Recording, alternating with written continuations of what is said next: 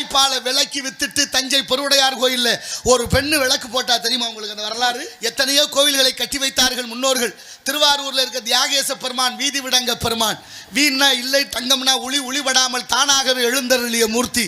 கோயில் கட்டி இருக்கிற இடம் 5 வேலி நிலம், குளம் வெட்டி இருக்கிற இடம் 5 வேலி நிலம். மன்னர்கள் காலத்துல காசை வச்சுக்கிட்டு குடும்பத்துக்கு செலவு பண்ணக்கூடாதுன்னு இருந்தாங்க. ஆனாலும் பாருங்க, கோயில்களை கட்டி வைத்து இந்த மக்கள் எல்லாம் செம்மையோடு நல்ல சிந்தனையோடு வாழ்வதற்கு வழிவகுத்து வைத்தார்கள். இங்க கட்டி இருக்கிற கோயிலை பராமரிக்க துப்பு இல்லை. இந்த நாட்டில் வருமானம் தேவைப்படுது நமக்கு. எப்படி இருக்கு பாருங்க. 6 கால பூசை ஒழுங்கா நடக்குதா? இல்ல. ஒழுங்கா விளக்கேற்றமா? என்னென்ன நடந்துக்கு? தாய்ப்பாலை விலைக்கு வித்துட்டு தஞ்சை பெருவுடையார் கோயில்ல ஒரு பெண்ணு விளக்கு போட்டா தெரியுமா உங்களுக்கு அந்த வரலாறு? தஞ்சை பெருவுடையார் கோயில் குடமுழுக்கு முடிஞ்சிருச்சு. ராசராச சோழன் கோயிலை சுற்றி வர்ற கோயிலில் இருக்கிற மின் விளக்குகள் இல்லை அந்த காலத்தில், எல்லாம் எண்ணெயில் போடப்பட்ட விளக்குகள். அந்த விளக்குகளை பார்த்தோன்னே மகிழ்ச்சி அடைகிறான் மன்னன். எல்லாம் பெரிய செல்வந்தர்களுடைய நன்கொடையால் விளக்கறியுது.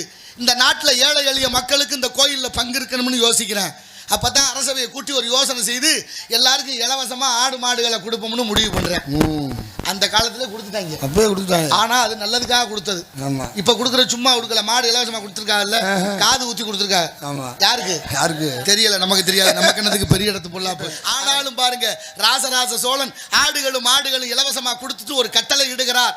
எல்லாரும் ஆடு மாடுகளை வளர்த்து செல்வத்தை பெருக்கிக்கங்க, கொஞ்சம் செலவு செய்து பெருவுடையார் கோயிலில் விளக்கு போடுங்க. ஒரு ஊருக்கு ஒரு ஆளுக்கு ஒரு விளக்குன்னு ஒதுக்கியாச்சு. ஒரு வாரம் 10 நாள் கழிச்சு கோயிலுக்குள்ள போறாரு, ஒரு விளக்கு எரியாம இருக்கு. ஏன் எரியலன்னு விசாரணை பண்ணா 7 நாளா எரியல. யாருக்கு ஒதுக்கப்பட்ட விளக்கு? 71 மாராயனுக்கு ஒதுக்கப்பட்ட விளக்கு. ஏன் விளக்கெரியல விசாரணை பண்ணு. மன்னர் தேர்ல புறப்பட்டாச்சு. காவிரி கரை ஓரம் ஒரு ஓலை குடிசை, அங்க போய் நின்று காவலாளியை கூப்பிடுறாங்க, மாராயா வெளியில வான்னு. உள்ளே இருந்து ஆண்குரல் சத்தம் அல்ல, ஒரு பெண்ணு விசும்புற சத்தம், அழுக சத்தம் கேட்குது. அந்த அழுகிற பெண்ணு ஒரு சவளபா இந்த குழந்தையை தூக்கி போட்டு வெளியில வர்றா. யாரமானி? மாராயன் மனைவியா? ஏன் கோயிலில் விளக்கறியல, எதனாலேன்னு கேட்குறாரு மன்னர். விசாரணையில் அந்த பொண்ணு சொல்றா, ஐயா, மன்னன் கட்டளையை மீறுவ அளவுக்கு எங்களுக்கு சக்தி இல்லை. நீங்கள் கொடுத்த ஆடுகளும் மாடுகளும் 4 மாதத்திற்கு முன்னே பெய்த மழையால் காவிரியில் அடிச்சுக்கிட்டு போயிருச்சு. அதை காப்பாற்ற போன என் கணவனும் இறந்து விட்டார்.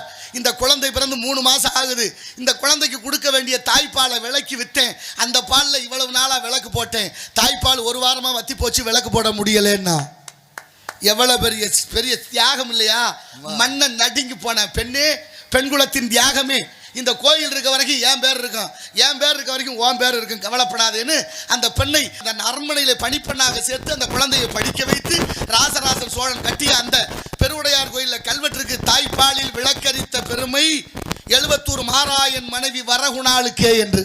யாராவது பொம்பளை பிள்ளை பிறந்தா வரகுணாள்னு பேர் வைங்க.